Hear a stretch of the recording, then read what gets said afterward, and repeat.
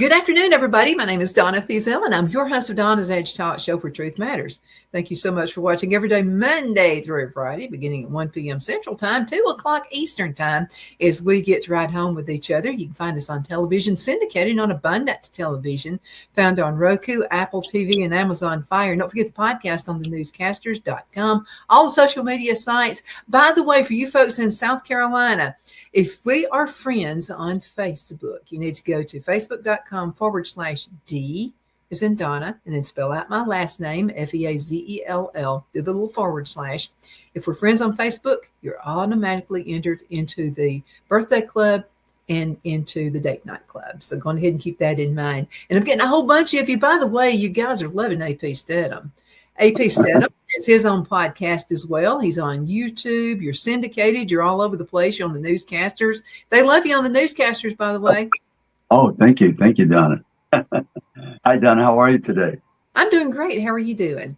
Oh, good, Donna. Good. We're in the midst of March Madness. It finally arrives, Donna. Mm-hmm. So all the basketball fans and those who just like watching teams compete or their schools been selected and earned a berth on the women's side or the men's side, this is the week we get started. So it's very exciting for everybody. The front porch of the university is on display with their basketball teams.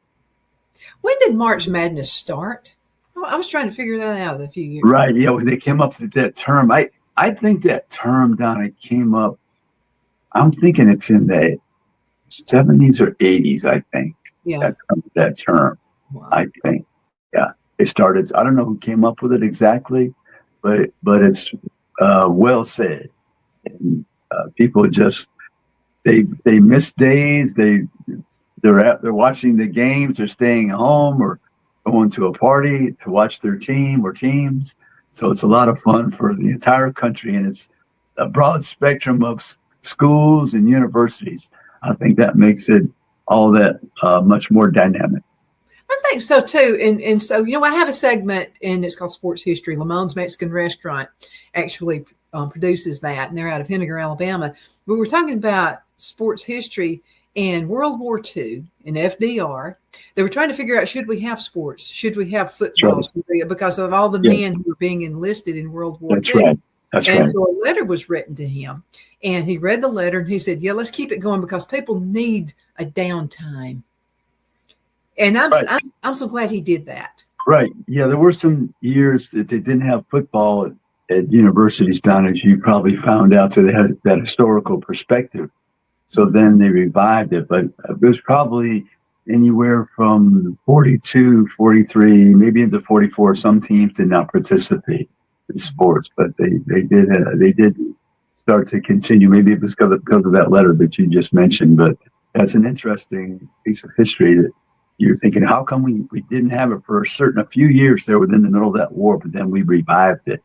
How that happened. So that's a good piece of information that you brought to the public.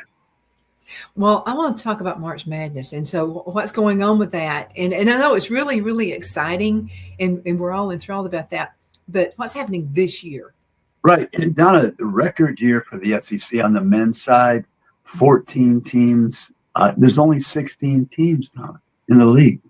14 teams from the SEC on the men's side have earned a berth. And so that's record setting. You have Auburn as the overall number 1 seed, record setting for them.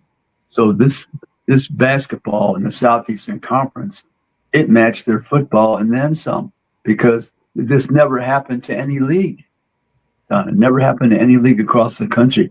And we all know the ACC and the Carolinas and Tobacco Road and all those places, they've had tremendous success over the years, but they never had 14 teams selected for March Madness. It's more exciting that way.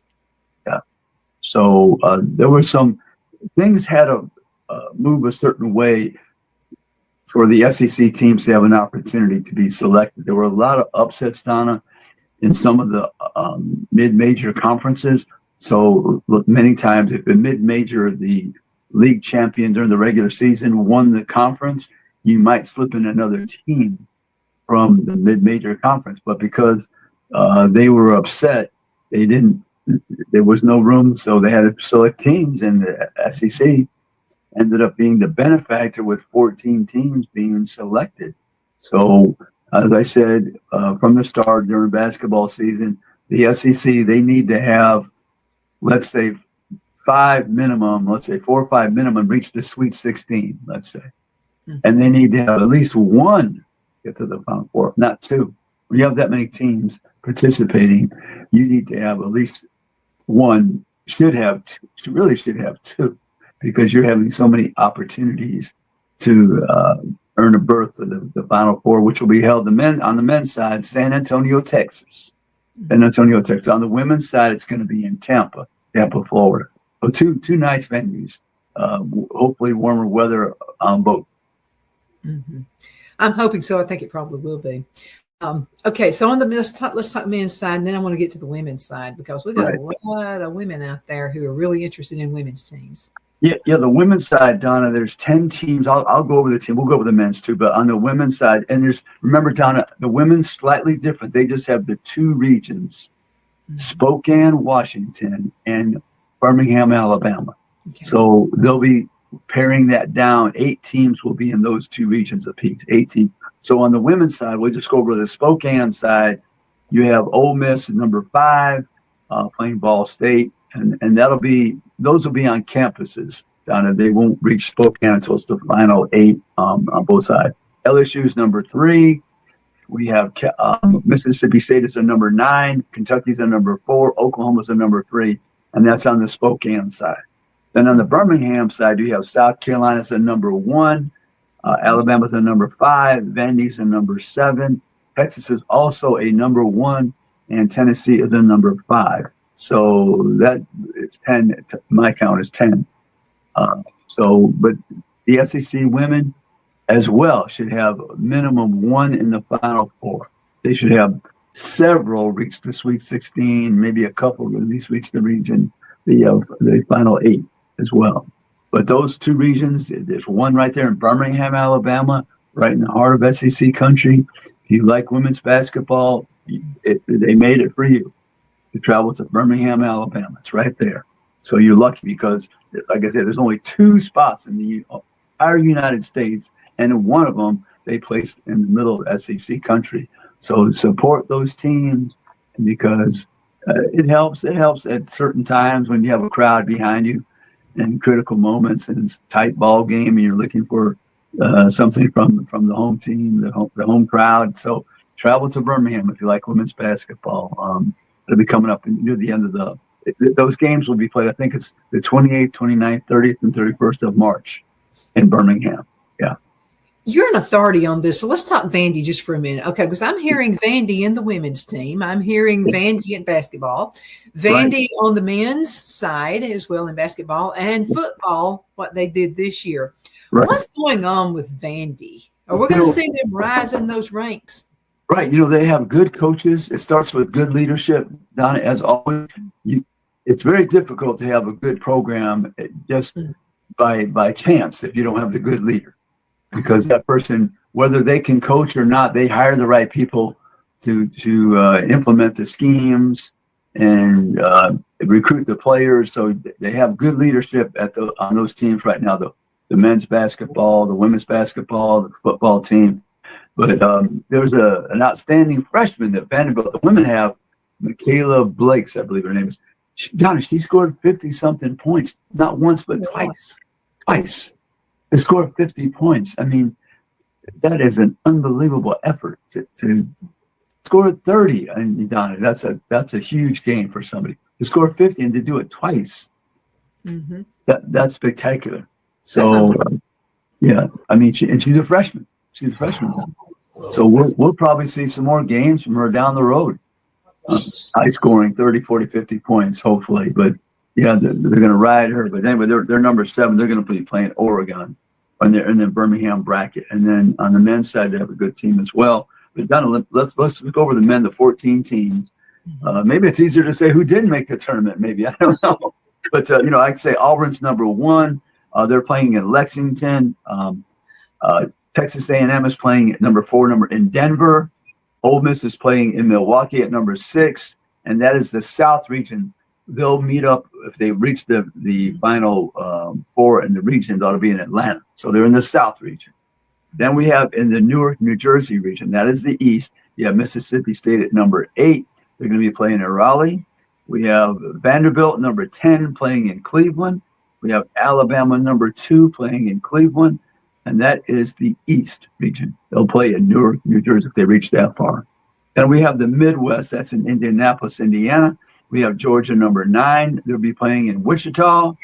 We have Texas will play Xavier. That's in what's called the play-in game. They play those in Dayton, Ohio. They're playing Xavier to fill that number 11 spot. And that winner will play Illinois, and that'll be in Milwaukee. So we have Kentucky at number 3 playing Troy of Alabama. That's in Milwaukee as well. We have Tennessee at number 2 playing Wofford. They're playing in Lexington.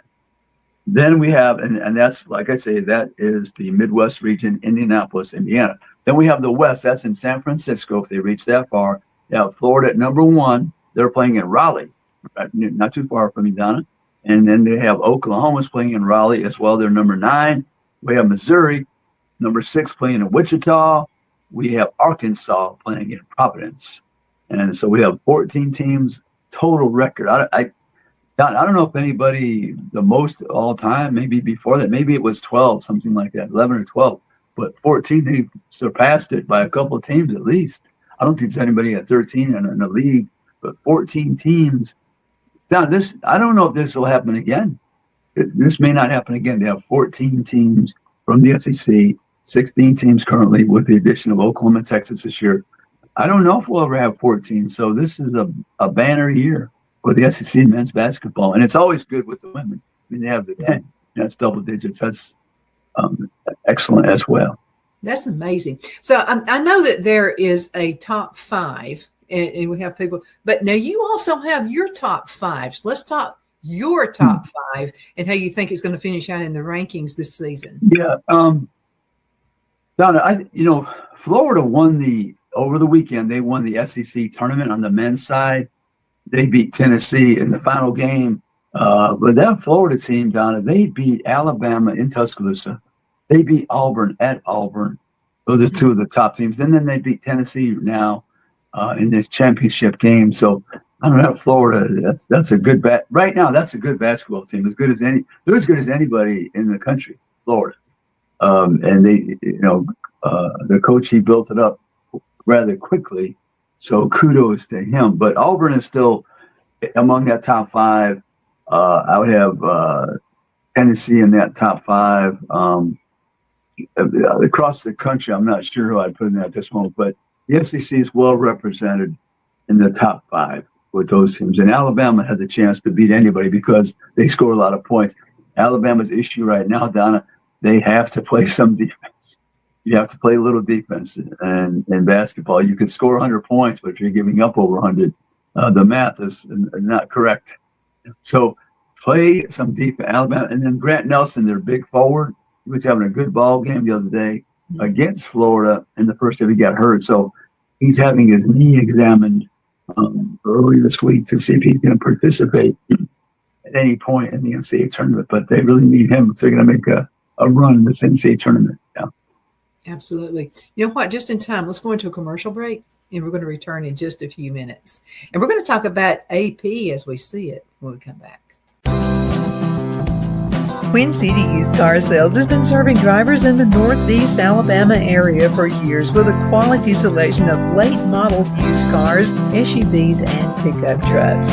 On top of our extensive selection and competitive prices, we offer professional auto financing services for used car buyers of all credit levels. Whether you've just begun your search or you're ready to secure your next vehicle, at Twin City Used Car Sales, you will drive away with the vehicle of your dreams. The sales and finance staff at Twin City Used Car Sales looks forward to serving you, and you can apply for financing online before your visit to our used dealership in Gadsden, Alabama. Check us out on the web at twincityusedcars.com or go by our location at 901 First Avenue, Gadsden, Alabama. We sincerely look forward to serving you.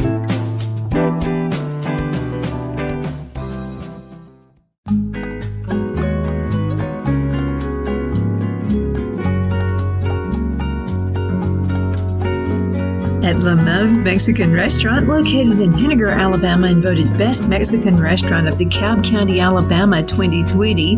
We're here to serve you with authentic Mexican cuisine. Order easily online by going to lamonsmex.com or call 256-657-3999 to place your order. We're open Sunday through Thursday, 11 a.m. to 9 p.m. and Friday and Saturday, 11 a.m. to 10 p.m. Whether you're celebrating a cozy date night for two or a celebration for a crowd, at Lamone's you'll love our atmosphere and friendly servers. Thank you for dining with Lamone's Mexican Restaurant.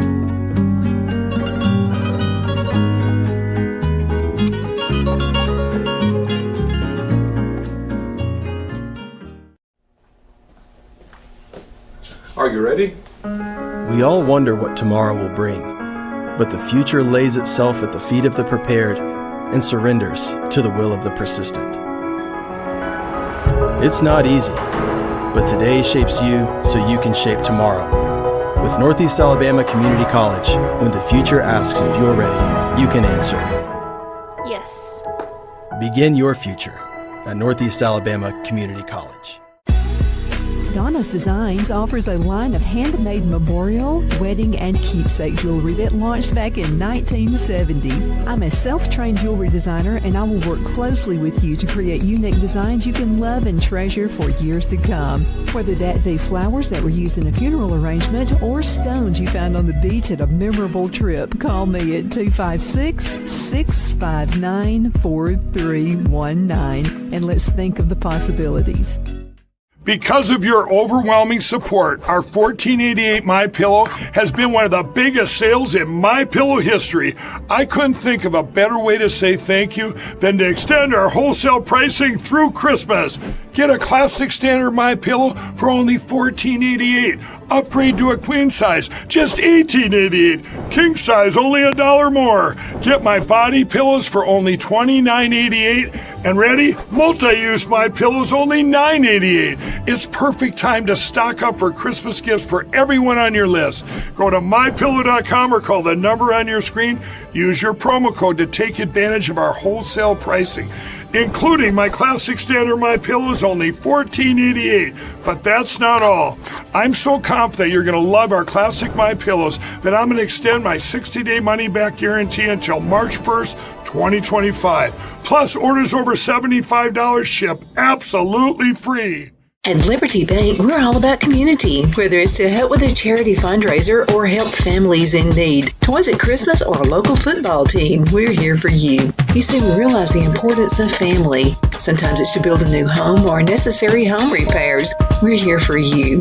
If you like the feel of a small town bank with all the conveniences of a big city bank, we're here to serve you. You will find us at any of our convenient locations in DeKalb, Marshall, Etowah, and Blount counties in North Alabama. You can call and speak with any of our friendly staff at 256-659-2175 or check us out on the web at libertybankal.com. And thank you for your support of our community. Member FDIC Equal Housing Lender.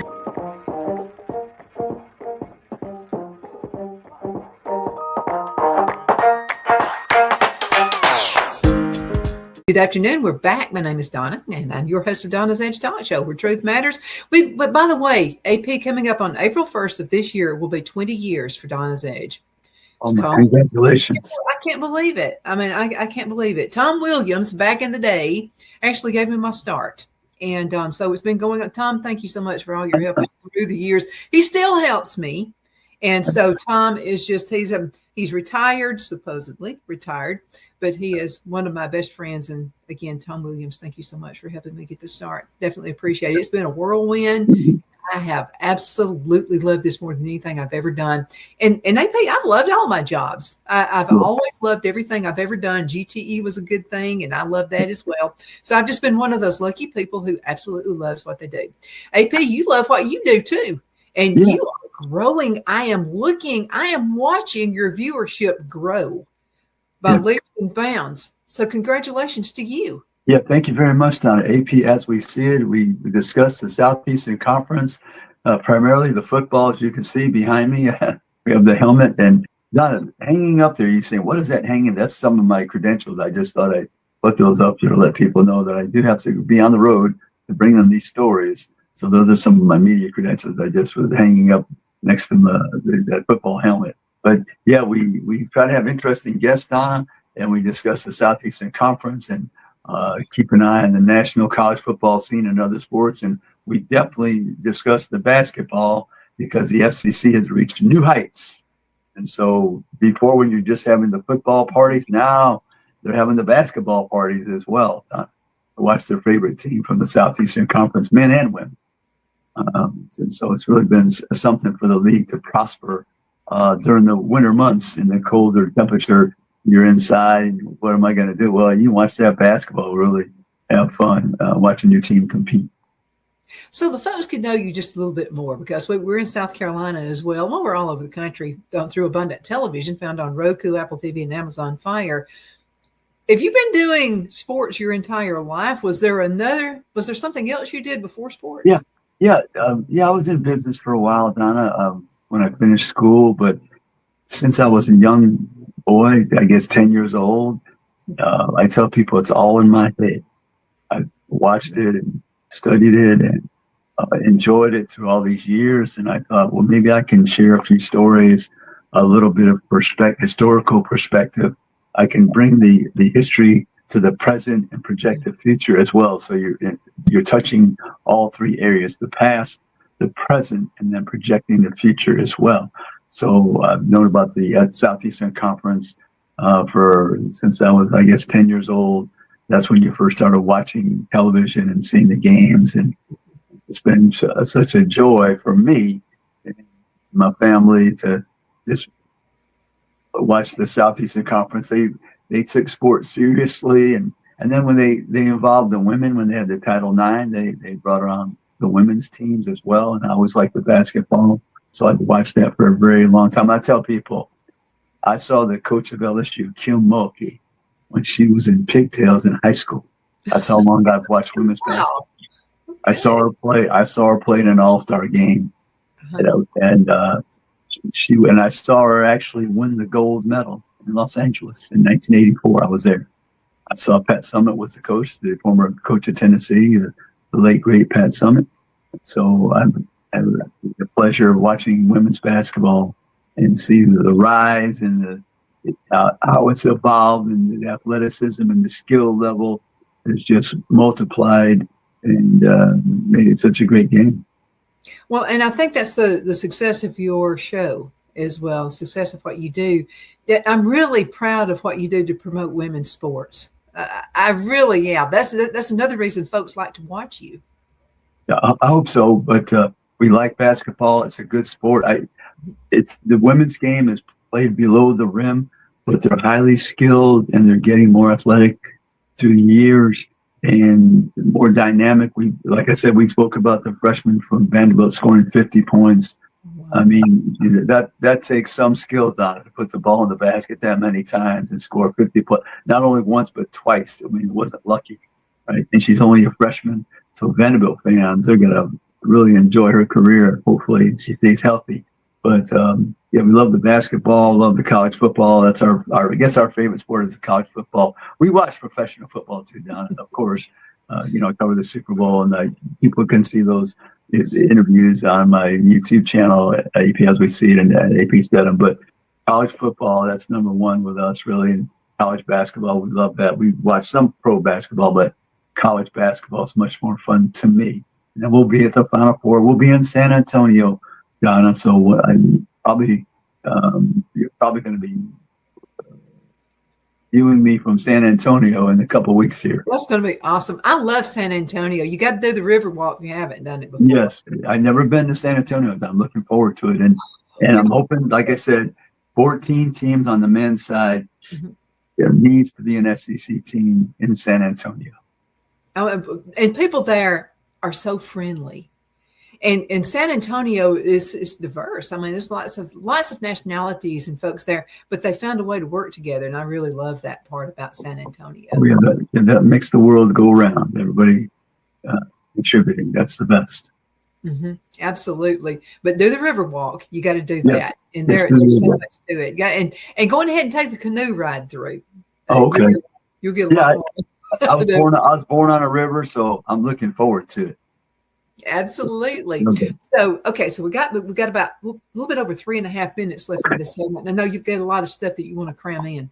Yeah, Donna, we want to make mention the Final Four for the women is in Tampa. We said that we wanted to repeat that to let people know we're listening to Tampa, Florida. That's a good venue. I've been to the SEC men's tournament down there. So Tampa does a great job as well hosting the event. So those are two reachable cities for people who follow the Southeastern Conference: San Antonio in Texas, Tampa in Florida. But when you're watching the women's teams, Donna, like I said, Birmingham, Alabama, drive there, fly there. You can see your favorite SEC team. Spokane, Washington, that's a little bit far maybe for some people, but Birmingham, Alabama is close.